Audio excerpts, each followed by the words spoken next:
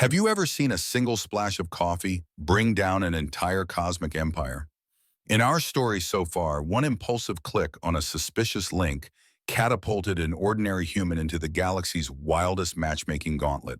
He's faced gravity-shifting obstacles, recited poetry while defusing an alien bomb, and tangoed through tears in space-time, each challenge more perilous than the last. Yet he continues to defy every impossible odd, driven by the spark of chaos only he can wield. Curious how one spilled mug shaped an interstellar revolution? Then you won't want to miss a second of what happens next. The stakes have never been higher, and neither has the risk.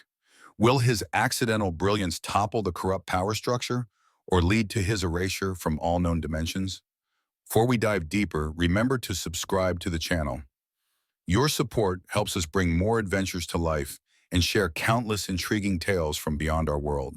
Lucas Shaw stood in the cramped kitchen of his third-floor studio apartment, staring down at a slice of pizza that had long since passed the point of edibility. The crust looked like charcoal, the cheese had fused into something akin to plastic, and each pepperoni piece might as well have been a small rubber coaster. He squinted at the battered microwave, its tinted window revealing the myved rotating remnant of last Tuesday's dinner. For the past few days, Lucas had been too preoccupied with job applications and diminishing finances to worry about nutrition. "Work, you terrible excuse for technology," he muttered, wrapping his stained coffee mug against the chipped Formica countertop. The words "world's okayest app developer" flaked off the mug's side with every tap. Ironically, in the last month, it felt like even that title was too generous for him. Lucas had been laid off from his coding job 4 weeks earlier, and the forced downtime had turned his life into an endless cycle of scrolling through job listings, firing off desperate cover letters, and anxiously reloading his email to check for interview callbacks. He heard the chime from his laptop again, a bright little ping that seemed so cheerful it bordered on mockery. Another message, presumably a new rejection, or maybe a request for more references he didn't have. As Lucas shuffled toward the wobbly card table serving as his makeshift desk, he nearly spilled the dregs of lukewarm coffee from his mug. Each step felt heavier than the last. Sure enough, the subject line of the latest email announced, "Congratulations, you've won free pizza for life," in flashing neon text complete with confetti gifts. Rolling his eyes, Lucas snorted. "That's the most obvious scam I've seen in weeks," he said, though a tiny spark of hope flickered in him. The notion of free pizza, even hypothetical, was tempting. He clicked the email anyway. Call it desperation, boredom, or just the faintest glimmer of curiosity. The body of the message was a kaleidoscope of gaudy colors and mismatched fonts, reading like an overzealous carnival barker had discovered graphic design software and never looked back. "Click accept to claim your lifetime supply" flashed over and over. A pop-up window appeared, prompting him to accept. Lucas watched the pizza spin in the microwave, its center still frozen while the edges crackled in blackening lumps. "I've already eaten worse," he murmured, then shrugged. "If this is how I get hacked, it's so be it. Maybe I'll get a virus that'll wipe my hard drive and put me out of my misery."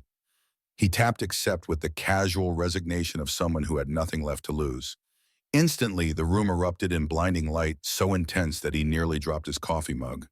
One heartbeat, he was staring at the flickering glow of his computer screen and the dim overhead bulb, and the next, a wave of purple radiance swallowed everything. The hum of the microwave and the stale odor of his apartment vanished. Lucas felt a strange vertigo, as though he'd been turned inside out and back again, his body twisting in ways it was never meant to. When the light receded, he found himself elsewhere.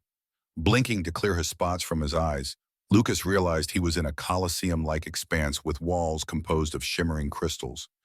Giant geode spires reached upward into an impossibly high ceiling, refracting light into all the colors of the rainbow.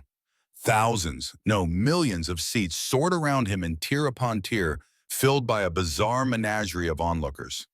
Some had glowing tentacles, others floated in translucent shells, and a handful defied all logic, pulsating shapes of living mist. They were cheering, chanting, or possibly humming in unison. With heart pounding, Lucas stared down at himself.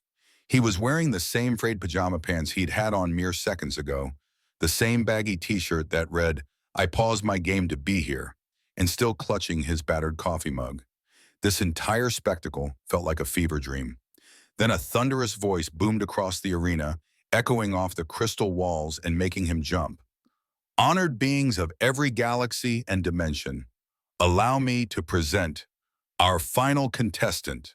A towering figure coalesced in the center of the stadium, flickering between shapes as if it couldn't settle on a single form.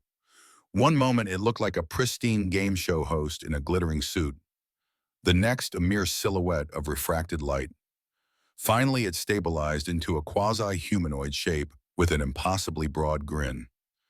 "Greetings, dear watchers. I am Flux," it announced, voice reverberating with electric undertones. "Your host for the galaxy's most riveting romantic competition. Love or ruin?" Lucas's brain had trouble keeping up. "I'm sorry, love or what now?" he stammered. Flux's grin widened. "In simpler terms, you, Lucas Shaw of Earth, have been chosen, rather unwittingly, might I add, to compete for the hand of the esteemed Princess Zadali of Nigsar Prime. Should you fail," Flux's tone slipped into something coldly enthusiastic, "you will be summarily erased from existence across all known and unknown dimensions." Lucas reflexively tightened his grip on his coffee mug. Was this a dream or some surreal VR simulation? I I think there's been a mistake," he tried, stumbling over his words. "I just clicked an email about free pizza." Flux gestured to the roaring crowd, which included species Lucas could not have dreamed up had he tried. "Alas, you did not read the terms and conditions, my dear friend. If you had scrolled through that delightful spam message thoroughly, you would have noticed the legally binding contract. The cosmic fine print is particularly robust." Millions of alien eyes fixed on Lucas. He felt a flush of heat rise in his cheeks, half embarrassment, half panic. "So either I woo some princess or die in every dimension? That's exciting, right?" Flux put a shimmer-laden hand on Lucas's shoulder, though it never felt entirely solid. "Well, let's not delay. We've got a galaxy-wide broadcast to maintain. Ratings, my friend, are everything. Now, shall we meet the illustrious competition?" Before Lucas could protest, a swirling platform levitated from beneath the crystalline floor. Three figures arose on its surface, each more bizarre than the last. First was a massive crustacean-like entity, bristling with armor plates that glistened in the overhead lights. Medals, or possibly trophies, were pinned to its segmented limbs. Its posture was rigid, proud, and vaguely terrifying. "Commander Tavik of the Zensho Armada," Flux announced, sweeping an arm in a flourish.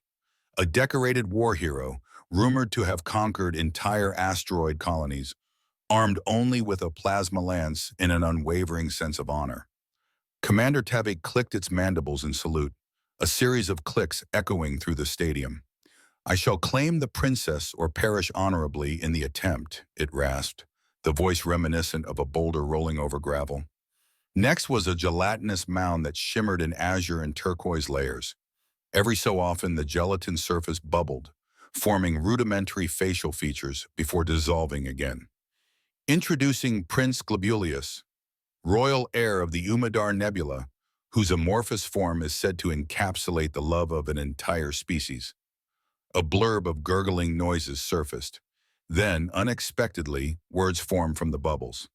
"Love overflows, love devours." Lucas shuddered. That's not ominous at all.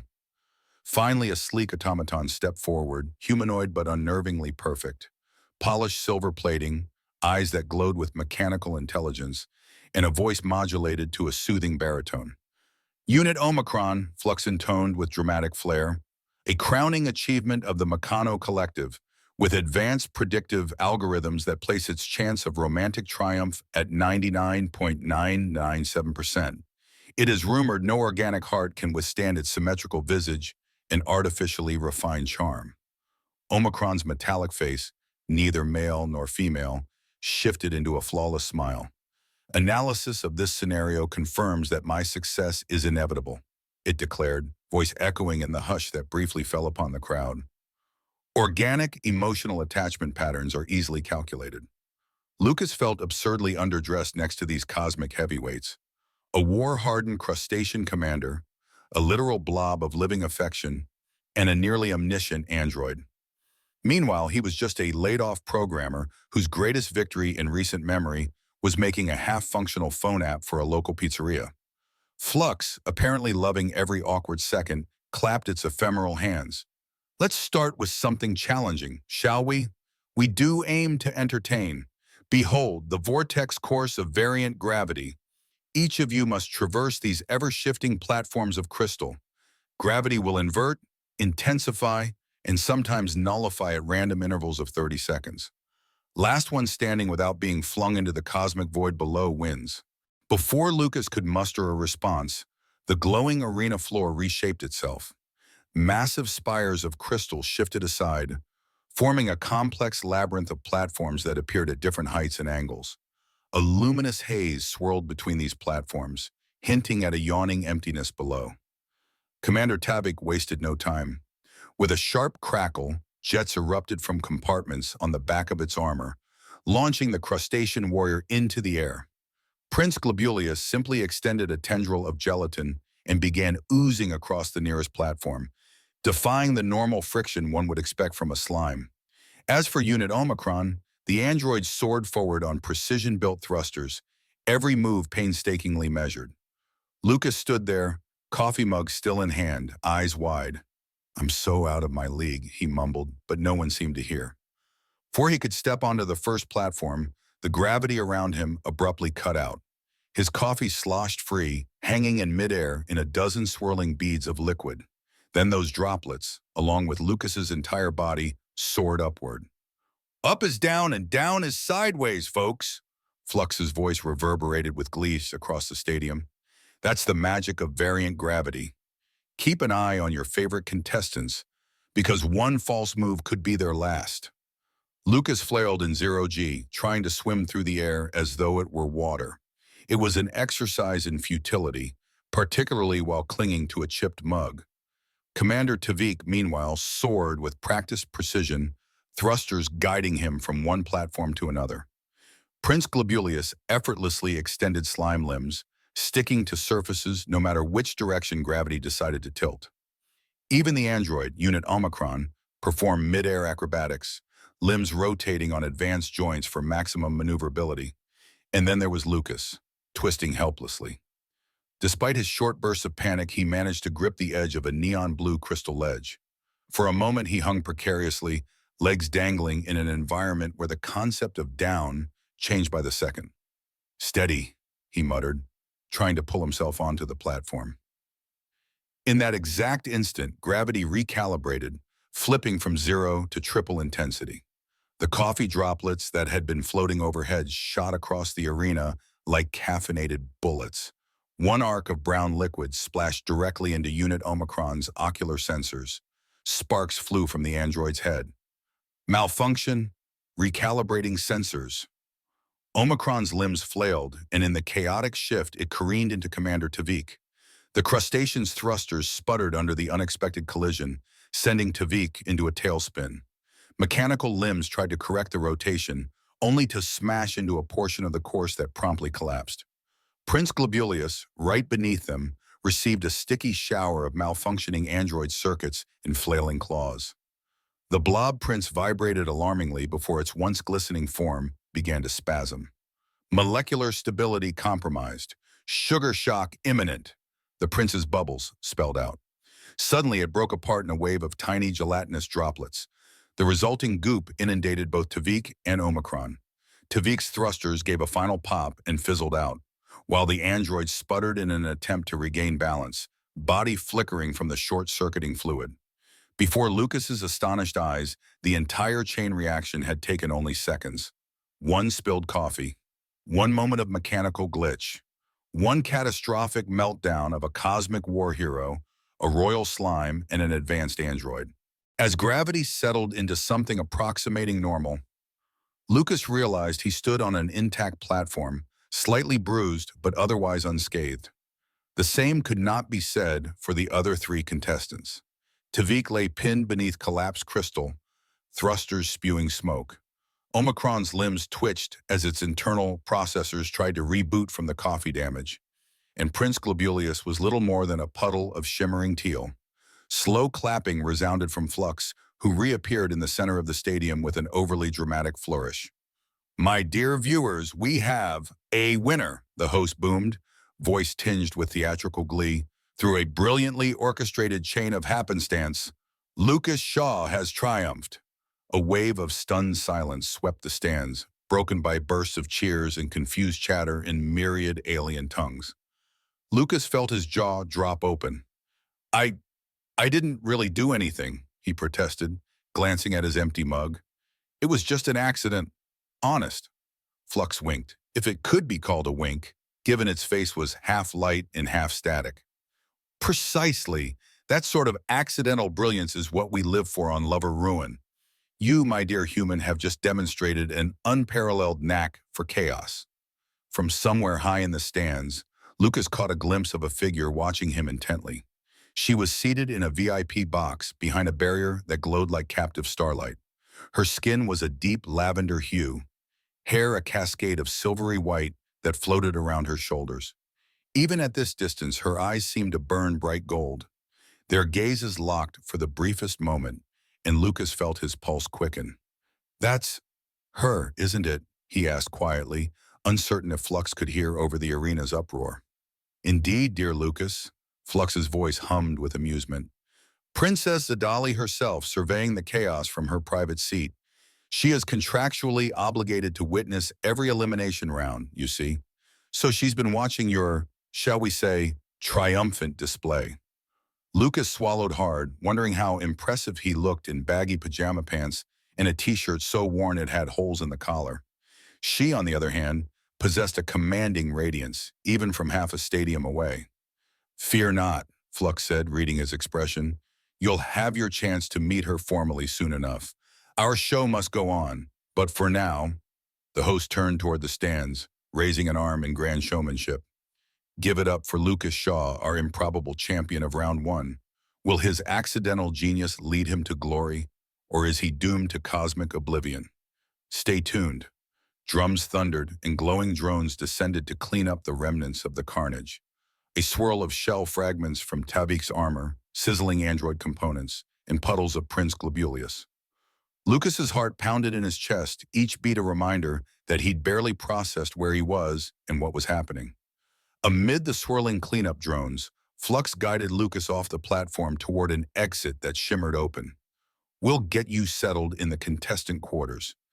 You must rest, dear Lucas. Tomorrow, the challenges resume. And trust me, they only get more romantic." A thousand thoughts whirled in Lucas's mind. Could he truly be stuck here? Could he really be forced to participate in a cosmic dating show for an alien princess's hand? As he followed Flux, he cast one last glance toward the VIP box, but Princess Zadali was no longer visible. Instead, he found himself wishing, against all logic, that their gazes would lock again. The contestant quarters turned out to be a suite of rooms more luxurious than anything Lucas had ever seen, even in high-end travel magazines. The walls were crystalline, shifting color in response to his mood. A canopy bed dominated the center, automatically adjusting to whatever firmness or texture he desired the moment he lay on it. A panel slid open by the door, revealing an array of glimmering beverages in containers Lucas couldn't identify. Some gave off a faint humming energy, others shimmered with swirling colors. Flux appeared in a flicker of static near the bed, their translucent form blending with the ambient lights. "Comfy enough?" Lucas gingerly set down his coffee mug on a nightstand that seemed to be made of swirling pink crystal. It's incredible, actually, but I have about 1,000 questions." "Alas, I've time only for a dozen or so," Flux teased, drifting across the room. "Proceed." Lucas exhaled a shaky breath. "You said I got here because I clicked on that spam email, but what cosmic glitch brings a random Earth internet message to some intergalactic broadcast?"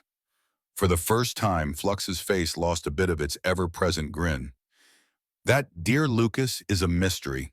On the surface, it appears you stumbled into a quantum entanglement anomaly linking our broadcast recruitment system to Earth's spam filters. A cosmic fluke, some might say. But the more conspiratorial among us suspect sabotage. Sabotage? Lucas repeated, mind reeling. Someone wanted me here specifically? That's insane. I mean, look at me. My big strategy was accidentally flinging coffee. Flux nodded thoughtfully. You wouldn't be the first unassuming mortal to reshape cosmic events. And your so-called bungling has already made an impression. The overseers of Nixer Prime, particularly Overseer Paxilon, will be watching you carefully, as will the billions of viewers across the galaxies. Lucas sank onto the bed, burying his face in his hands. I just want to go home. A gentle crackle passed through Flux's form. I sympathize truly, yet home is not an option unless you complete the show's terms. Your victory is the only way to secure safe passage and avoid elimination. Nixar Prime's laws regarding failed contestants are notoriously brutal. Shivering, Lucas glanced around the opulent suite. The walls had shifted to a soothing aquamarine, reflecting his turmoil. What if I just refused to play? Flux's eyes flickered with sorrow. Then you would be disqualified and thus erased from existence. It was an impossible situation. Compete in an alien game show or cease to exist. Some choice, Lucas muttered. In that moment, the walls pulsed a deep violet. A melodic chime signaled a new presence. A woman's voice, low and tinged with amusement, filtered through hidden speakers. Lucas Shaw, please prepare to meet Princess Zadali for your post-round introduction. 15 minutes. Looks like you'll be meeting the lovely princess sooner than you thought, Flux noted, pointing at a corridor that was opening at the far side of the room. Better not be late. Nixarian royalty has little patience. An elongated passageway lit by flickering crystals guided Lucas into what resembled an indoor garden, complete with towering alien flora that breathed and pulsed. The leaves shimmered in metallic shades, and the air smelled faintly of ozone and sweet flowers. A pathway of black glass meandered through gently rippling ponds of turquoise liquid. At the garden's heart stood Princess Zadali, dressed in a form-fitting gown of shimmering fabric that appeared woven from stars. Up close, her lavender skin held subtle, shifting patterns, and her golden eyes glowed with an intelligence that made Lucas's stomach flutter. She watched him approach, arms folded. He tried to muster some semblance of composure. Your Highness, he said awkwardly, remembering old movies and bowing stiffly. Her expression was cool, but a spark of curiosity flashed in her gaze. You're the human who toppled 3 formidable competitors with spilled coffee. Accidentally, he clarified, face flushing. I believe most grand acts of chaos begin as accidents, Zadali replied, her voice smooth yet laced with wry humor. Welcome to Nixar Prime's most celebrated and perhaps most absurd tradition. I trust you're aware of what's at stake. Lucas stammered, yes. They said if I fail, I get erased. Her lips curved into a faint smile. That's the official line. But there's more to it than simply wedding me or facing oblivion. This entire show, Love or Ruin, serves as a mechanism of power for Overseer Paxilon and his circle. They maintain order by controlling who marries into the royal lineage, ensuring the line remains obedient to the state. Why not just refuse, Lucas ventured, vaguely recalling from Earth history how arranged royal marriages often cause conflicts. Zadali's gaze shifted to the luminous horizon. Because my lineage is bound by an ancient set of cosmic laws. One does not easily cast aside centuries of tradition, especially when the enforcement is woven into our dimension's quantum structure. Participants are bound by unbreakable rules, unless they can win or somehow dismantle the game itself. Hearing that gave Lucas a jolt of hope. Dismantle the game? Is that possible? Her slender shoulders rose in the bearish shrug. Perhaps, if the right variables enter the equation, if enough chaos is introduced. She studied him intensely. There are some who believe a wild card, someone beyond our predictive models, could disrupt the entire system. Lucas rubbed the back of his neck. You think I'm that wild card? Zadali didn't answer immediately. Instead, she gestured for him to walk with her along the glass path. They passed luminescent flowers that curled toward them, releasing motes of glowing pollen. A single spilled mug of coffee triggered a cascade that toppled formidable warriors. That suggests unusual potential. Cheeks reddening, Lucas gave a self-conscious chuckle. If potential means messing things up in the weirdest ways possible, then yeah, I've always had a talent for that. They reached the far end of the garden where an archway of swirling crystal parted. Two silent Nixarian guards stood watch, faces hidden beneath ornate helmets. Zadali paused and looked at Lucas. Tomorrow brings the next round. Prepare yourself. This show is not known for mercy or for fairness. Heart pounding, Lucas opened his mouth to ask more about her world, the hidden conspiracies. But she stepped back gracefully. Our time is up. Overseer Paxilon keeps a close eye on me, and fraternizing with contestants without a scripted reason is frowned upon. Before he could object, she turned, leaving him with an enigmatic half-smile, 1,000 questions lodged in his throat. Back in his suite, Lucas paced the shimmering floor, mind whirling with anxiety. Sleep felt like an impossibility. He was caught in a web of cosmic manipulations, forced to perform for a galaxy that craved romantic drama and catastrophic failure in equal measure. Flux popped into view, floating near one of the luminescent walls. Worried about tomorrow's challenge? More like worried about existing at all, Lucas answered, letting out a shaky laugh. Is that normal? Flux's face flickered with sympathy, Mum. Extremely. But ironically, it's also what the audience loves. We've never had a purely accidental contender with this level of unpredictability. It's stirring up ratings like you wouldn't believe. Lucas shook his head. That's not comforting. Consider it a backhanded advantage, Flux said. High ratings make you valuable. If the show's producers see potential, they might keep you around longer. That could buy time. Time for what? Flux's expression glitched momentarily, a sign of hesitation. Time for people who, let's just say, dislike Paxilon's regime to find a way to help you. Princess Zadali isn't the only one who sees the bigger picture here. Something about the holographic host's demeanor shifted. For a fleeting second, the unwavering grin softened into genuine warmth. Despite my role, I'm not entirely on Paxilon's side. Just watch your back, Lucas. If you survive, you might do more than just avoid oblivion. You could change the fate of Nixar Prime. Lucas swallowed around the lump in his throat. No pressure then. Get some rest if you can, Flux advised. You'll need your wits about you tomorrow. And for what it's worth, I admire your ability to turn spilled coffee into an unstoppable cosmic force. With that, the AI flickered out, leaving Lucas alone. He collapsed onto the bed, watching the ceiling pulse with gentle waves of color. Thoughts of the princess, the ominous overseer Paxilon, and the cryptic warnings churned in his mind. Try as he might, sleep wouldn't come easily. He stared at his coffee mug on the bedside table, the chipped lettering glaring back at him. World's okayest app developer. Now he was apparently the galaxy's most accidental suitor for an alien princess, on a show broadcast across countless star systems. A wry grin tugged at his lips despite the dread curling in his gut. In the distant hush of the corridors, faint cheers from the audience still echoed, as though the entire stadium's memory lingered. Or maybe it was just in his head. Either way, Lucas suspected that tomorrow, Tuesday, if his earthly sense of time still meant anything, would be even stranger than today. Despite his exhaustion, Lucas barely slept that night. A mix of dread, curiosity, and lingering adrenaline kept his mind in perpetual overdrive. When he did drift off, it was to surreal dreams of cosmic stadiums and swirling crystals, and always that single outstretched hand of Princess Zadali beckoning him through corridors of refracted light. He woke more than once in a sweat, half convinced he would open his eyes and find himself back in his dingy studio apartment with that sad piece of pizza congealed in the microwave. No such luck.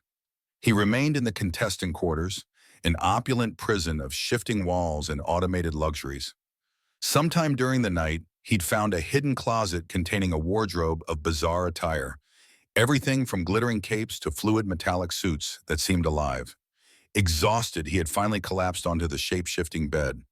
Now, the next morning, if morning existed on Nixar Prime, he awoke to a faint chime and the crystalline walls brightening with pastel hues.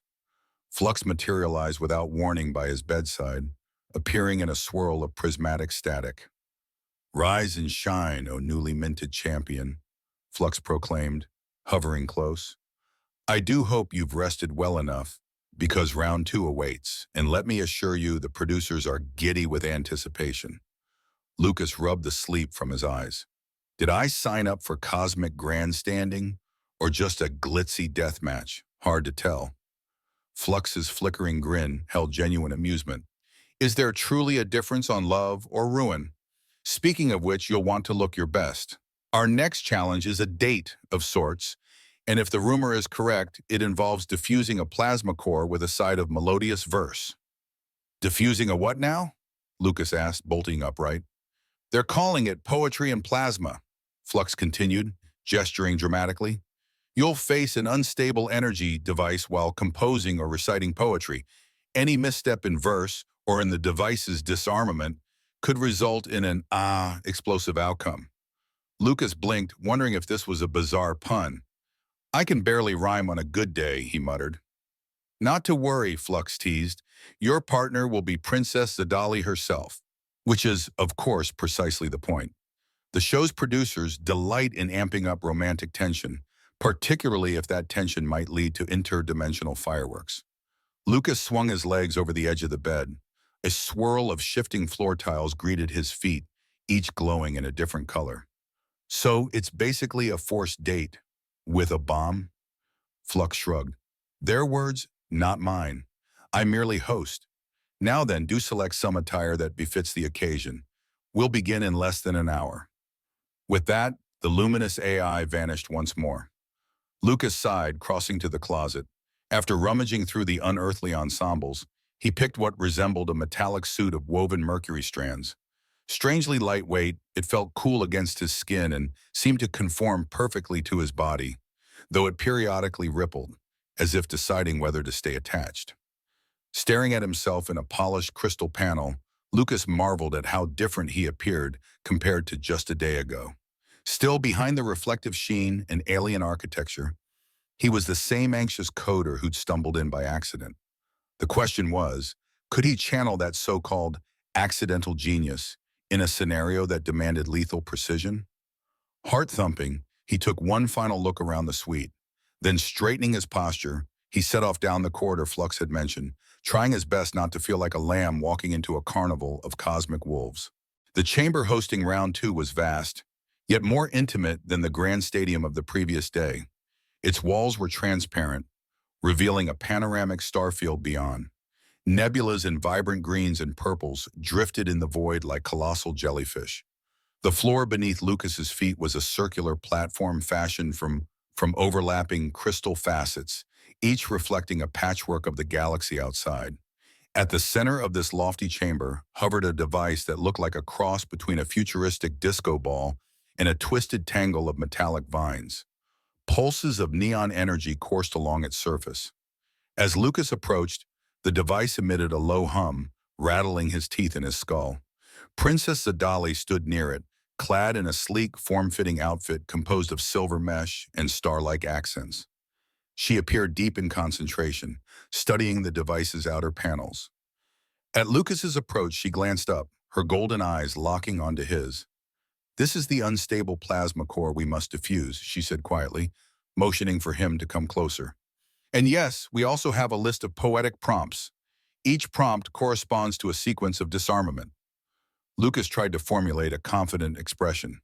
"I've never been great at reciting poetry, let alone while tinkering with bombs. But hey, at least the stakes keep rising." Zadali's mouth curved into a wry half-smile. "You're not alone. This contraption is more advanced than any typical explosive. Its design taps into quantum entanglements. Every verse we recite triggers a safe shutdown of a particular node, assuming we do it correctly." Lucas bent forward, watching colorful pulses dance across the device's panels. "Let me guess. If we stutter or pick the wrong line, the device overloads." "Precisely," Zadali confirmed, her tone turning grave.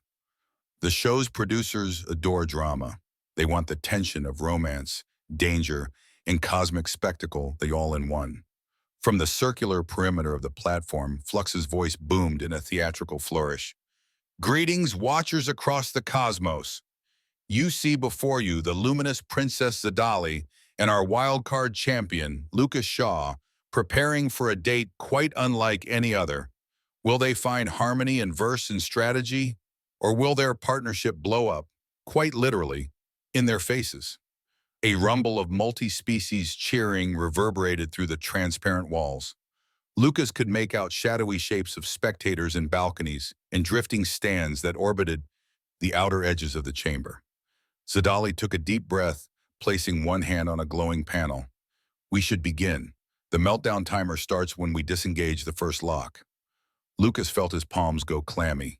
He lifted his mug. Yes, he'd brought it along, for luck if nothing else, and set it aside on the platform edge. Okay, so do we have a cheat sheet for these verses? To his surprise, Zadali flashed a genuine smile. A bit. Each prompt is displayed on the device once we activate the sequence. Think of it like an interactive puzzle.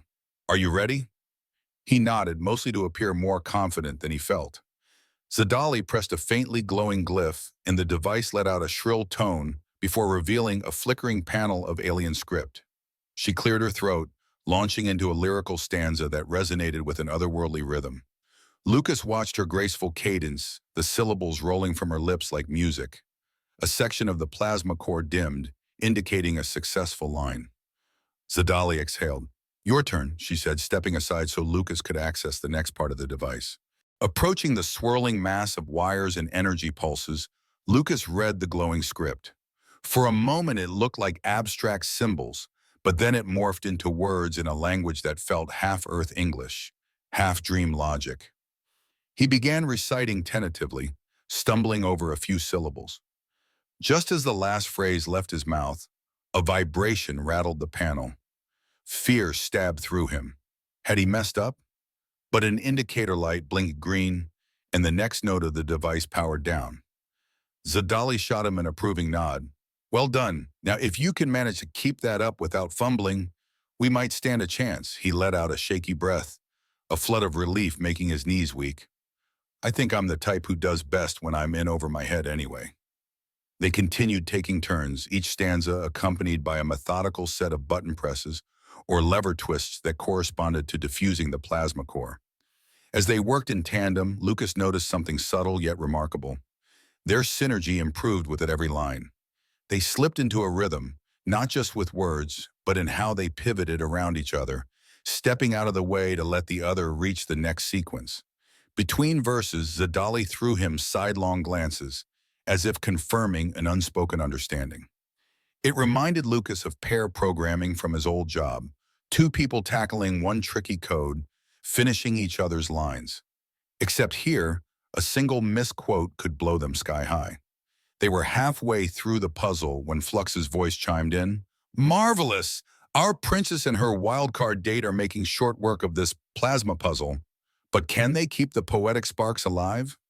Lucas tried to tune out the commentary, focusing on the core's flickering instructions. He recited a stanza about starlight bending, letting the words resonate in his chest. One more note dimmed. He turned to Zadali, nodding for her to proceed. She leaned toward the next set of controls. In cosmic hush, hearts ignite, she whispered, her accent lending the lines a haunting beauty. As she spoke, part of the device retracted, revealing a more complex wiring beneath. Suddenly, a jarring mechanical click sounded. A new readout flashed in red, and tiny arcs of electricity crackled. Lucas's stomach dropped. Did something go wrong? Zadali inspected the interface. The final node, she said, voice tense. We have to deactivate it simultaneously. If not, the overload triggers. Lucas joined her, peering at the labyrinth of wires and circuit-like etchings. So we have to push or twist something at the same instant? Exactly, and we must speak our lines in perfect unison. He offered a quivering smile. No pressure, right? They positioned themselves on opposite sides of the device. The swirling energies glowed brighter, ramping up to a near blinding intensity. Zadali counted quietly, 1, 2, 3, and they both moved, pressing panels with deliberate force. Their combined voices rose. Where gravity fails and hope still shines, We weave together in cosmic lines. A moment of surreal stillness followed. The device's internal pulses froze, then winked out one by one. The disco ball-like shape gradually dimmed to a soft amber glow. A triumphant fanfare erupted from unseen speakers around the chamber. Glittering confetti rained down, a swirl of holographic petals that dissolved midair. Flux materialized, giving them a rousing round of applause. Astounding teamwork. Bravo! I can practically taste the romantic subtext. Zadali's shoulders relaxed in relief, and Lucas let out a breath he didn't realize he'd been holding. He and the princess locked eyes across the now harmless device. For the briefest of moments, her guarded expression melted, and something warm passed between them. Acknowledgement of how close they'd come to destruction, tempered by the unexpected thrill of succeeding together. But the fragile connection broke at the sound of thunderous cheers. The chamber's transparent walls filled with the uproar of the watchers. Some forms in the stands waved banners or manipulated lights in rhythmic patterns. As dramatic as it was, Lucas couldn't help noticing a darker cluster in a high balcony. Tall, stern silhouettes wearing ornate collars. A tingle of unease ran down his spine. Zadali followed his line of sight. "The overseers," she murmured grimly. "They're not pleased by how smoothly we handled that." Flux's cheer resounded again. "And with that exhilarating success, we have concluded round 2 of Love or Ruin. Please give a roar of approval for our unstoppable duo, Princess Zadali and her improbably skilled partner, Lucas Shaw." Lucas's mind buzzed, absorbing the fact that round 2 was over. When he glanced back at Zadali, her face had returned to a calm, unreadable mask, resuming the regal persona necessary in front of the galaxy. A swirl of lights along the chamber's edge signaled it was time for them to exit. Drones glided in to secure the powered-down plasma core, presumably for disposal or reconditioning for the next dramatic stunt. As they turned to leave, Zadali leaned subtly toward Lucas. "Well done," she said under her breath. "You've just made many powerful individuals very nervous. Keep your guard up." Then she swept away with a regal gait, leaving Lucas near the edge of the platform. Flux drifted up, wearing an enormous grin. "Quite the spectacle, dear Lucas," the AI said, voice only loud enough for him to hear. "I trust you realize your success places an even bigger target on your back now. The overseers aren't fond of unpredictability, and you've proven yourself far too unpredictable." Lucas gazed at Zadali's retreating form, then at the galaxy shining beyond the transparent walls. "I get the feeling this is about more than a reality show." Flux inclined its head. "You have no idea. Nixar Prime's entire political structure hinges on controlling every variable. A random element like you threatens to upend their carefully crafted system." Lucas rubbed a hand over his face, memories of Earth and how he'd simply been job hunting hours before, crashing through his thoughts. "I never asked for this, but I don't see a way out except straight through." "That's the spirit." Flux gave him a wry salute. "Go get some rest. And do try not to wander alone in the corridors. This ship is vast, and certain accidents might befall contestants who are too curious." Later, back in his private quarters, Lucas nursed a cup of alien coffee that an automated dispenser had produced. It tasted eerily similar to the coffee he'd known on Earth, but with an aftertaste of mint and electricity. As he sipped, he replayed the day's events in his mind. The improbable teamwork with Zadali, the fleeting sense of real connection behind her formal exterior, and the unsettling presence of overseers looming overhead. He settled on the bed, only for it to reconfigure itself into a plush recliner. A sigh escaped him. "I can't be the only one who thinks this entire setup is insane," he muttered, half to himself. "You are most definitely not," came a soft voice from nowhere. He looked up to see Flux half-phased through a wall of crystalline panels. The AI had a more serious expression than usual, or as serious as something made of flickers and static could appear. Flux glided forward. "Pardon the intrusion, but let's just say our private conversation is less likely to be monitored if I enter discreetly." Lucas frowned, leaning forward. "Wait, are you implying someone is bugging my quarters?" Flux let out a crackling laugh that wasn't entirely humorous. "I'd be surprised if every inch of this place wasn't under some form of surveillance. However, I've momentarily jammed the main channels. We have a minute or two. A spike of alarm coursed through Lucas. You came because you have something important to say, right? This is about the sabotage possibility? Flux nodded. The details are murky, but certain elements among the Nixar elites want you gone fast. Others might be supporting you. Someone tampered with our broadcasting system to bring you here. I suspect they did so in hopes your chaotic presence would disrupt Paxilon's iron grip. The AI's form dimmed briefly as though scanning for eavesdroppers. Zadali is caught in the middle. She's not merely a princess waiting to be married off. She's pivotal to ensuring Paxilon's power structure remains intact, or dismantled. Lucas recalled the princess's guarded warnings, so this show is basically a tool for them to control who enters the royal bloodline, or who disappears entirely. Exactly, Flux said. Yet if someone can break that system, it could spark a revolution. Or at the very least, rewrite the laws binding Nixar Prime. The question is whether you are that catalyst, or just another pawn set up to fail. Lucas sighed, a tremor of frustration coursing through him. Every second I'm here, I feel more lost. But if there's a chance I can help Zadali and avoid cosmic erasure, I have to keep going. I just don't know how. Flux's grin resurfaced. Keep doing what you do best, causing accidents that defy probability. Turn chaos into your ally. Trust Zadali if you feel you can, but watch your back. That night, or what passed for night on the artificial day cycle of Nixar Prime, Lucas found rest elusive once more. Dim lights played across the ceiling, swirling into patterns that evoked the swirling galaxies beyond. The events of the day kept replaying in his head, cycling from the frantic recitation of poetry to the moment the plasma core finally powered down. At some point, he rose from the bed, deciding a brief walk might help settle his restless mind.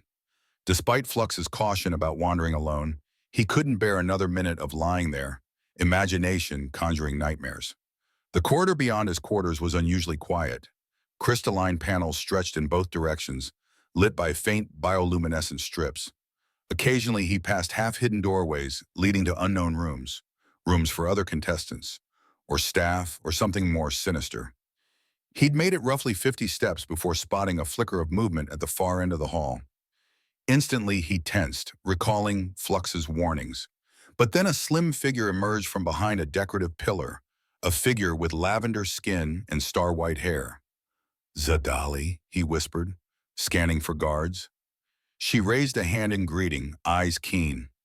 Walk with me, she said softly, beckoning him into a smaller, side corridor that appeared locked from the inside. The door recognized her presence and slid open. The room beyond was cozy by Nixarian standards, with smaller crystal walls and a faint purple glow. It felt more personal, as though it wasn't part of the official show architecture. Zadali led him inside, tapping a control that made the walls ripple, then solidify. A hidden lounge, she explained. It's shielded from basic surveillance. Not perfect, but it'll suffice for a short conversation. Lucas wondered how many hidden passages existed in this enormous facility. We're taking a risk, aren't we, Mine? He asked, lowering his voice despite the shielding. Undoubtedly, Zadali said, turning to face him. Freed of the cameras and crowds, her posture lost some of its regal stiffness. But we may not have another chance to speak freely. His heart thumped hard in his chest. What did you want to talk about? Her golden eyes flickered with an emotion he couldn't quite name. I needed to see if you truly comprehend the gravity of what's happening. You're not just playing for your own survival. If you manage to continue winning and the show sees you as a viable suitor, there's a path where you become entwined with my kingdom's future. Lucas let out a half laugh. Me? A nobody from Earth, possibly married into Nixar royalty? That's a recipe for disaster. Zadali approached, her voice low. Disaster, perhaps, or salvation. The court manipulators can't predict you. Our entire civilization is governed by complex algorithms that chart probable outcomes. And those algorithms fail to account for your brand of chaos. That makes you valuable. Dangerous. A pause stretched between them. Then she spoke softly. Do you want that power? He shook his head. I never wanted power. I can't stand the idea of being a pawn either. If there's a way out that helps both of us, I'm all in. Zadali breathed out, a hint of relief in the motion. So be it. There's another round tomorrow, though I don't have details yet. Paxilon likes to keep the specifics vague until the last moment, but I've heard whispers of something involving dancing across shifting timelines. Lucas's eyes widen. Dancing? That seems almost tame compared to defusing a bomb. Not on Nixar Prime, she answered cryptically. Here, everything is linked to quantum fields. A misstep can rip open holes in reality. He frowned. So it's not just a show gimmick, it's lethal. Everything here is, in its own way. Zadali folded her arms, looking pensive. I want us to have a chance to practice. I have a small space that might simulate the environment. If you're willing, we can try to prepare. It won't be perfect, but any advantage helps. Lucas suppressed a nervous laugh. The idea of practicing a deadly dance challenge in a secret lounge with an alien princess was so far beyond his normal frame of reference, he might as well have been dreaming. But he nodded. Sure, show me how to dance in a way that doesn't tear apart the cosmos. A wry smile tugged at Zadali's lips. She opened a discreet panel, revealing a hidden console studded with glowing symbols. Tapping several in quick succession, she made the floor ripple and form a small circular dais in the center of the room. Soft, haunting music began to play, a melody that sounded like distant star winds mingling with ancient strings. Zadali stepped onto the dais, turning to offer Lucas her hand. Try to keep your stance relaxed, she advised. If the next round is the quantum tango, at least that's what they used to call it, then each pair's steps create localized warps in space-time. The trick is balancing the push and pull of those warps. Swallowing hard, Lucas stepped forward. His hand slid into hers and a jolt of warmth ran through him. Despite the looming danger, there was an undeniable thrill in this stolen moment. The music rose in volume, and the dais glimmered with pulses of light beneath their feet. Zadali guided him through the initial steps, every motion precise, yet she urged him to remain flexible, to flow with the unpredictable surges the platform generated. As they moved, Lucas felt subtle distortions, little twitches in the air around them. Occasionally, a swirl of faint sparks erupted where their bodies aligned, like the edges of reality brushing up against something new. Zadali's expression turned focused, and he realized she was adjusting her rhythm to match his natural sense of movement. For a time, they danced in silence, save for the eerie melody. Gradually, the swirl of potential chaos became less frightening, almost exhilarating. Lucas began to trust his instincts, letting himself lean into each pivot, swirl, and turn. Zadali's deft guidance steadied him whenever he overstepped. Finally, the music faded into a hush. They stood, breath hitching, at the center of the dais. Zadali's hand lingered in his, and in that instant, the swirling lights made her eyes appear impossibly bright. That, she whispered, was surprisingly good for a first attempt. Lucas's cheeks warmed. Guess I'm better at dancing with cosmic consequences than I ever was at an Earth nightclub. A faint laugh escaped her, quietly genuine. For just a heartbeat, neither of them moved nor spoke, as though the swirling energies recognized this fragile trust and paused to let it exist. But soon enough, reality reasserted itself. The dais receded, and the concealed console powered down. Tomorrow we'll have to do this under the watchful eyes of billions, Zadali said. Stay sharp. The overseers will be plotting new ways to tip the balance against us. Lucas gave her hand a gentle squeeze before letting go. I'll be ready. She turned to leave, pausing at the door. Be careful in the corridors, she said, echoing Flux's earlier warning. I doubt Paxilon will wait for the next public round if he sees an opportunity to remove you.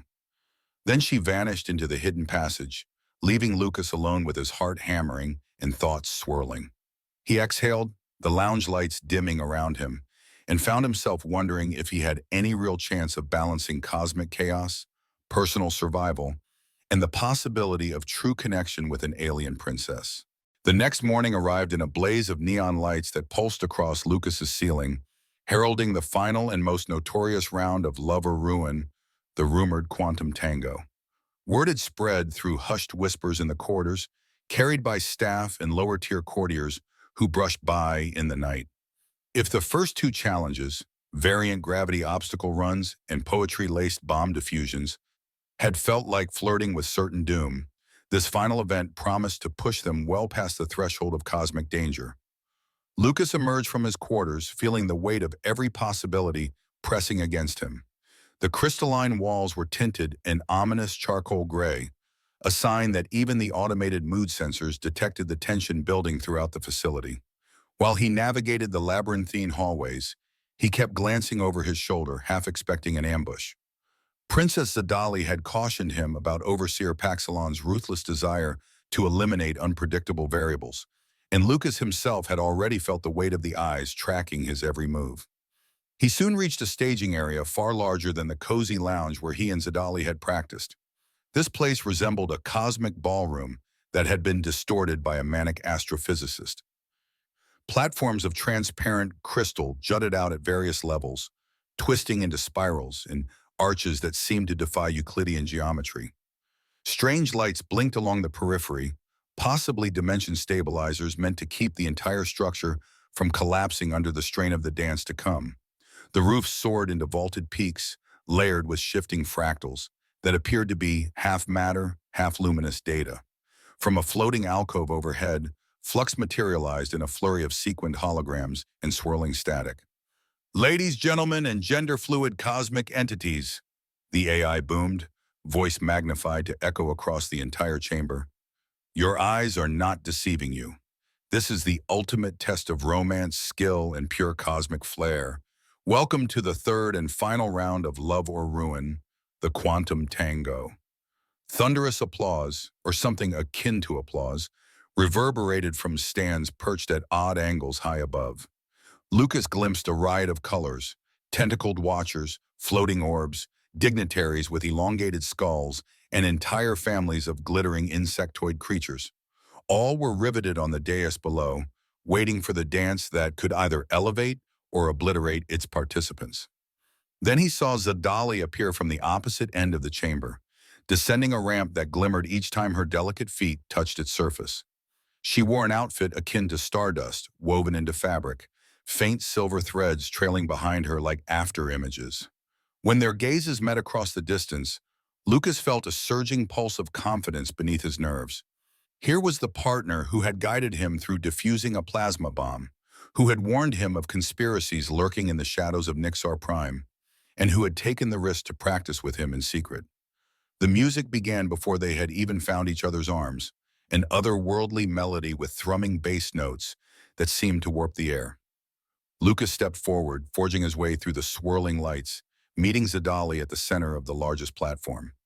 In that instant, time seemed to slow, and every onlooker fell silent. The final trial was about to begin. "Prepare yourselves," Flux intoned from above, voice resonating with electric excitement. "Each pair of dancers will enter overlapping probability fields. One misstep and you risk fracturing the local space-time continuum. Keep your feet in sync, your heart steady, and your limbs away from the edges of interdimensional tears." Zadali slid her hand into Lucas's, her touch both cool and electric. "We have to maintain total balance," she whispered, golden eyes reflecting the swirling fractals overhead. "If Paxilon or his cronies attempt sabotage, we'll need to pivot fast, literally and figuratively." Lucas nodded, swallowing down a surge of adrenaline. Let's show them that chaos can be more powerful than their illusions of control. The music soared to a new pitch, and they began. Each step carried a ripple through the floor, warping the crystal beneath their feet into new patterns. Lucas braced himself, trying to harness the techniques Zadali had taught him. He kept his body attuned to her subtle shifts in posture, letting her lead when the quantum distortions threatened to spike, and stepping assertively when he felt the cosmic swirl dip into calm. All around them, the other pairs of contestants danced in similar orbits. There were elaborate duos from across the galaxy, an insectoid couple with chittering wings that glowed in prismatic pulses, a pair of avian humanoids whose feathers crackled with static electricity, and others Lucas didn't recognize from earlier rounds, likely brought in to maintain the show's spectacle or fill spaces vacated by the eliminated. But the main cameras, shimmering drones that hovered like mechanical wasps, seemed to focus on him and Zadali. They were the big draw, the improbable alliance of a human from Earth and the Nixarian princess forced into this cosmic circus. Lucas felt the air around them tremble. A surge of data-laced energy rippled across the floor, twisting a section of crystal into a jagged spire. Zadali guided him expertly, their legs crossing in a sudden tango step that defied conventional logic and slipped them free of the emerging hazard. A cheer rose from the stands. Flux's voice reverberated overhead. Exquisite footwork by Princess Zadali and our reigning wildcard, Lucas Shaw. The quantum fields can't seem to predict their synergy. Ratings are spiking across the board. Then a jarring note in the music. A piece of the platform collapsed several yards away, swallowing a trio of dancers in a neon vortex. Gasping, Lucas saw them vanish amid swirling lights, presumably ejected into non-existence. The watchers' collective gasp carried a mixture of awe and horror. Was it sabotage or simply the nature of this lethal game? Focus, Zadali hissed. This is where Paxilon might strike. No sooner had she spoken than a colossal figure emerged on a raised platform that extended from the highest vantage point. This figure was draped in layered metallic robes, flanked by an entourage of Nixarian guards wearing expressionless helmets. Between the swirling lasers and fractal strobe lights, Lucas made out the slender, angular features of Overseer Paxilon, the true power behind the throne. Paxilon raised one arm, and a trembling wave passed through the entire structure. The music faltered, and the platforms around Lucas and Zadali began to tremor, drifting apart into spinning shards. If a normal tango demanded precision, the quantum version now demanded miracles. Zadali's grip tightened on Lucas's hand, and together they leapt onto a fragment of crystal that threatened to break away. A hush gripped the stadium as Paxilon's imperious voice sliced through the air. Contestants, your final trial intensifies. Only the purest synergy shall survive. Let the unworthy vanish. In that moment, arcs of energy fired from hidden nodes around the chamber, blasting random shards of crystal into dust. Zadali and Lucas darted, hopped, spun, each motion like a dance move refined by hours of practice, yet taken to extremes they could never have rehearsed. Each time a lethal bolt streaked their way, they pivoted or dipped out of its path, turning potential catastrophe into a flowing series of dance steps. Lucas's heart pounded so fiercely he could scarcely breathe. Up in the stands, chaos reigned. Spectators shrieked, roared, or bellowed encouragement in 100 alien tongues. Many pointed toward Paxilon with expressions of outrage, realizing the Overseer was rigging the final challenge to ensure no rebellious outcome could emerge. But amid the swirling panic, Lucas noticed Flux drifting near Paxilon's vantage point, glitching in and out of direct line of sight. It's showtime, Lucas muttered under his breath. Zadali caught his meaning instantly. With breathtaking precision, they continued the quantum tango, Lucas taking the lead for just a fraction of a second so Zadali could free one hand and tap the control bracelet hidden beneath her sleeve. A pulse of violet light flared around her wrist, unseen by most but obvious to him. It was the same clandestine technology they'd used to practice after hours, and presumably it had more capabilities than mere rehearsal. Despite the swirling shards and lethal energy bursts, Zadali managed to maintain a mesmerizing elegance. Her star-silver attire fluttered in the cosmic winds, and Lucas, clad in the living metal suit that occasionally shimmered with mocking laughter, felt an electric synergy running between them. The swirling fractals bent, as if uncertain whether to tear them apart or crown them victors. High above, Paxilon hurled commands to his guards. Increase the probability disruptors. I want them off balance.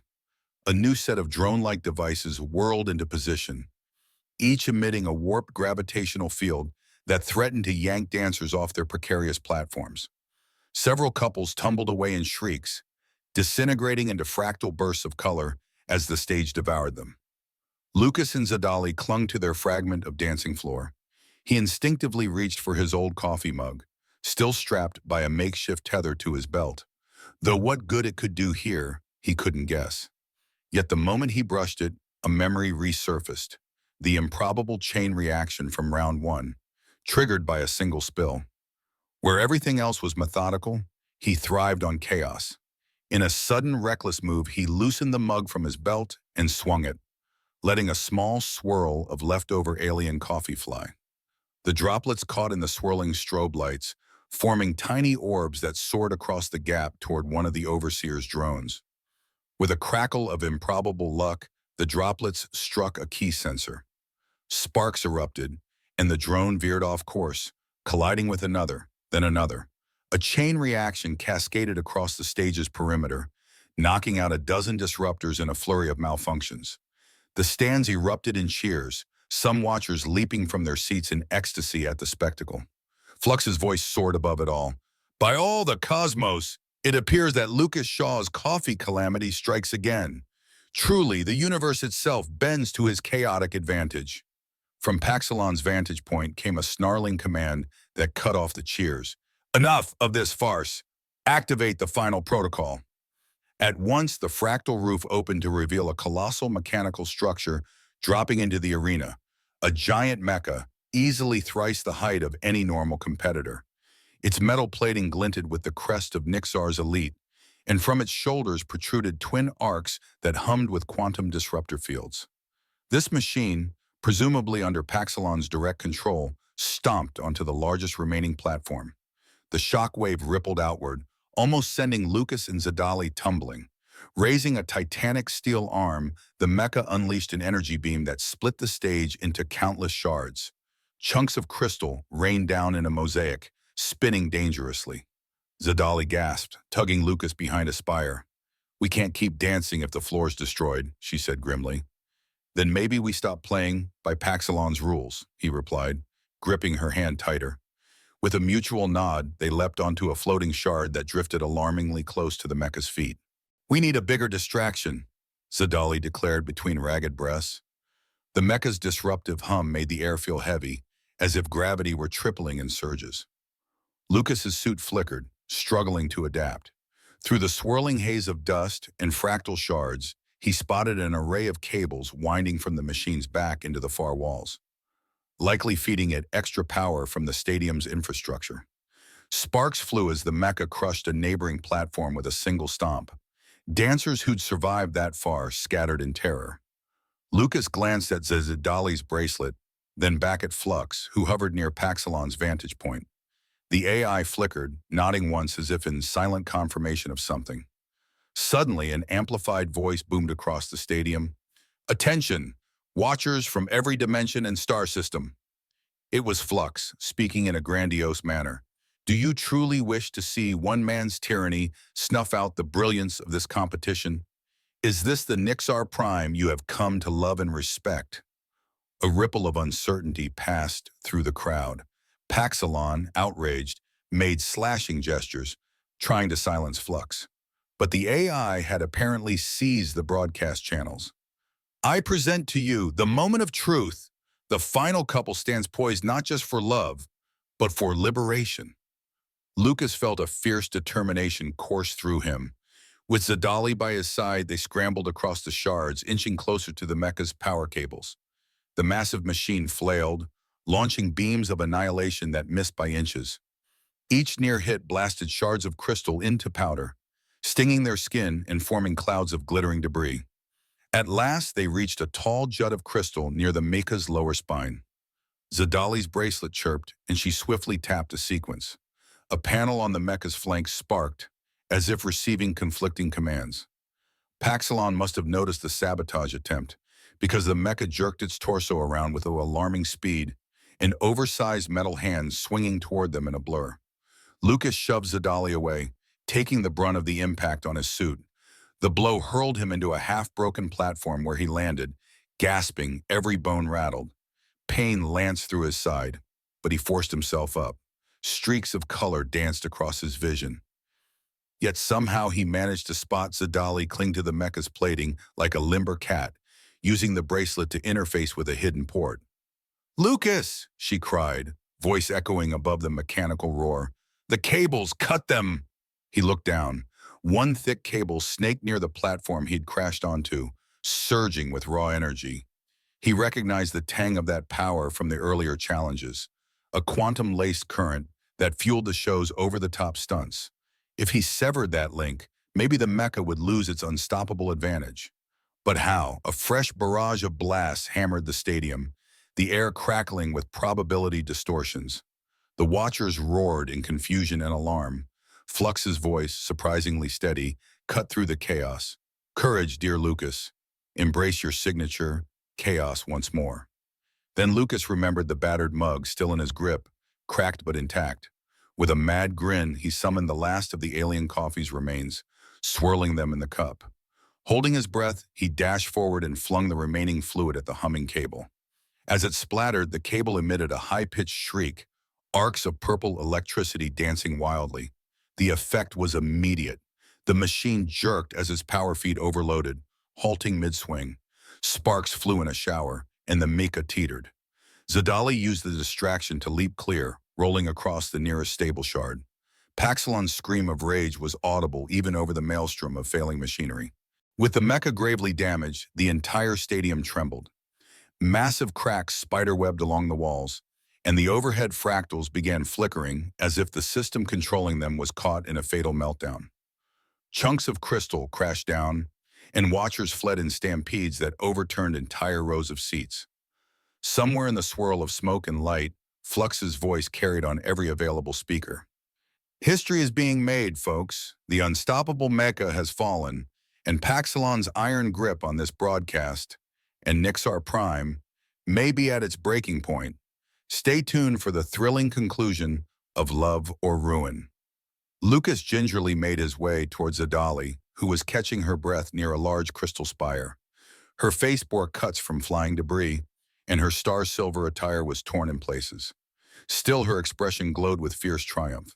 "It's not over yet," she told him, nodding up at Paxilon's vantage point. True enough, the overseer seethed there, frantically issuing orders to a squadron of guards. But the guards themselves looked shaken, uncertain whether to obey or flee. The spectacle of a toppling mecha had clearly rattled them. Lucas clenched his fists. "We can't leave him in power. If Paxilon remains, he'll just construct new ways to enforce this twisted system." Even as he spoke, Paxilon made one last gambit. From a hidden mechanism in his platform, a beam of crackling white energy shot outward, aimed directly at Zadali. Lucas lunged, attempting to pull her aside. They both tumbled behind a half-shattered partition, the beam slicing a melted groove in the crystal floor. Before Paxilon could fire again, a swarm of camera drones swooped in front of him, forcing him to wave them aside. In the confusion, Zadali tapped her bracelet furiously. The entire stadium's illumination shifted from flickering chaos to a rising dawn-like glow, as if a new command sequence had been uploaded to the venue's core. Far below, the mecha collapsed into a heap of scrap, throwing out one final shower of sparks. Lucas glanced around, heart pounding, trying to gauge if the structure would remain stable or if they were about to be buried under tons of collapsing crystal. The watchers, seeing Paxilon's near defeat, rushed to the exits in swirling throngs. Some turned to cheer on the rebellious display, while others howled in terror. Zadali rose unsteadily, hair plastered to her forehead by sweat and blood. Lucas helped her stand, bracing her waist with an arm. She pointed to a control console emerging from the dais. "That leads to the main override for the show. If we reach it, we can shut this entire twisted game down, including Paxilon's final traps." With a resolute nod, they sprinted across the shards and partial platforms. Paxilon, spotting their movement, hurled a small device in their path, a miniature disruptor that caused time itself to skip like a broken record for a few seconds. The very ground flickered, and Lucas nearly lost his balance. But through sheer determination and perhaps a lingering aura of improbable luck, he pushed forward, pulling Zadali along. She arrived first at the console, slamming her palm down on a large pulsing panel. The device glowed a brilliant white, and the fractal patterns in the broken stadium shifted one last time. A rumble like distant thunder echoed. Then, with a final snap, the chaos settled. Platforms stabilized where they floated. The swirling arcs of energy dimmed into quiet pulses. A strange hush fell over the remains of the stadium. Guards exchanged glances, uncertain whether to detain Paxilon or bow to the princess. The stands, half emptied by panicked flight, flickered with residual sparks of shattered illusions. In the control booth above, Paxilon pounded a fist on a panel, but no response came. Flux had seized the broadcast, and Zadali had taken the override. The game was essentially over. Lucas, still clutching the console for balance, exhaled in relief. "Did we win?" Zadali offered a weary smile.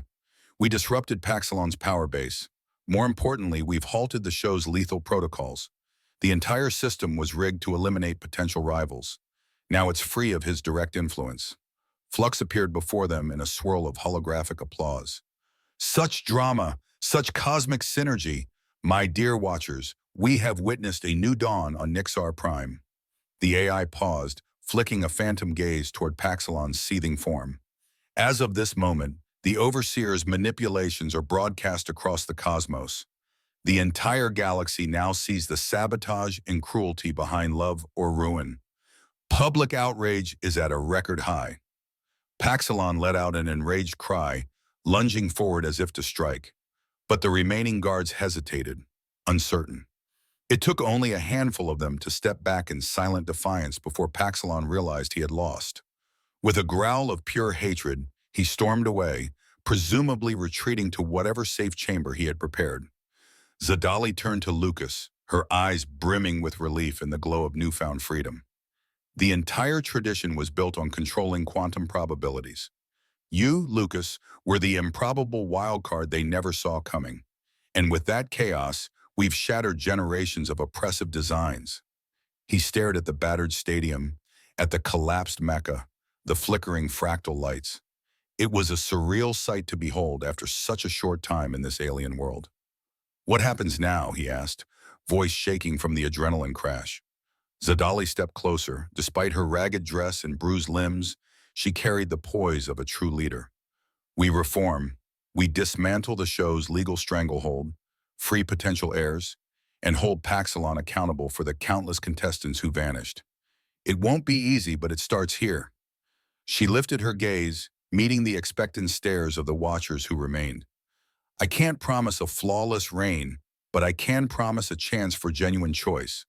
Love, partnership, or governance that doesn't pivot on forced marriage and lethal spectacle. From all around, cautious applause swelled, building like a wave. Many in the stands raised their voices in approval. Others stood numb, perhaps unsure what to do in a post-love or ruin world. But it was clear the tide had turned. The Nexair monarchy would have to adapt, or crumble under the weight of public outrage. Flux gave Lucas a conspiratorial grin. Looks like your time here might be extended if you choose. After all, a free Nixar Prime may want an official ambassador from Earth or a consort for its princess, should both parties wish it. Cheeks burning, Lucas glanced at Zadali. Though the entire premise of being wedded off in a cosmic show had revolted him at first, this was something different now. There was mutual respect and something stronger forming in the crucible of shared danger and trust. In the weeks that followed, Nixar Prime became a whirlwind of reforms and reconfigurations. The Cosmic Stadium, once used for the lethal spectacle of love or ruin, transformed into a public forum and center of intergalactic exchange.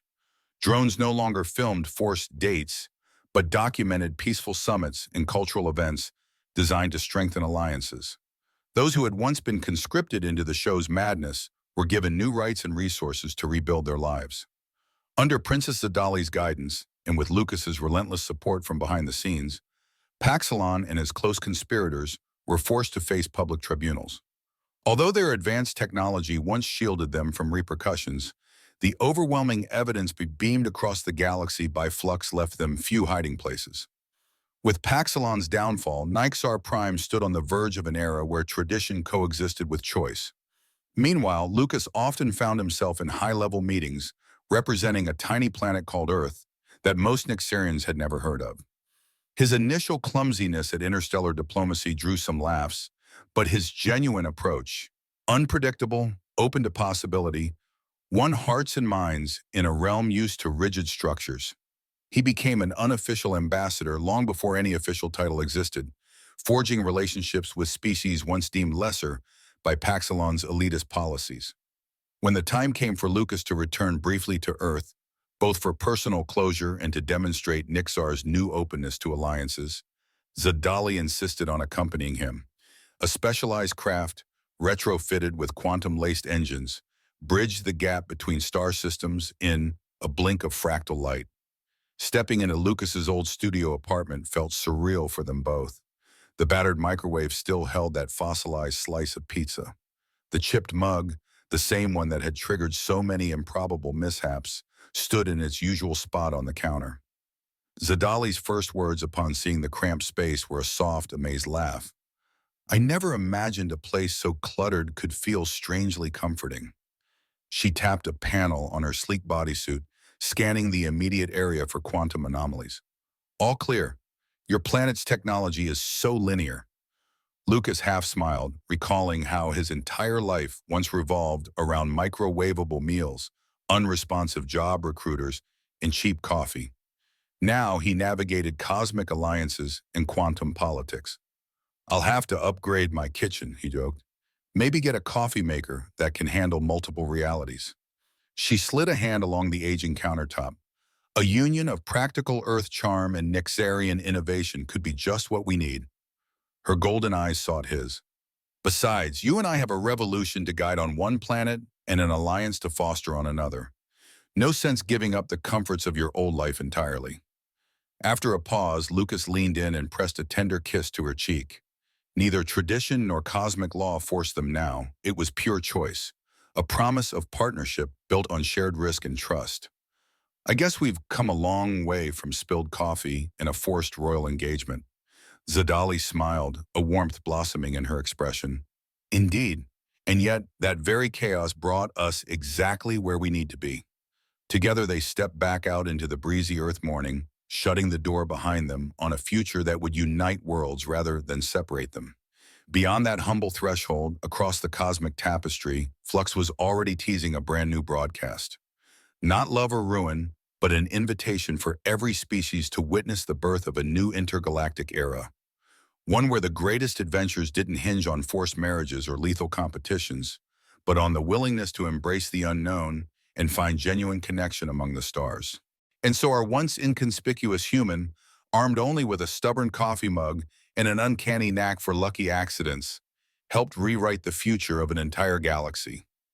By embracing the untamed power of Case, he and Princess Zadali dismantled a corrupt system, proving that true strength lies in unity, not manipulation. Through every fierce battle and intricate dance step, they discovered that even the unlikeliest person, or alien, can spark transformation when guided by courage and empathy. From my perspective, this story reminds us of the power we each hold, even when life's challenges feel colossal. Sometimes the smallest slip can unleash a cascade of positive change. If a single individual can topple centuries-old traditions, what marvelous feats might the rest of us achieve with a bit of bravery? What did you think? Comment below with your insights, critiques, and what resonated most. Let's keep the conversation going.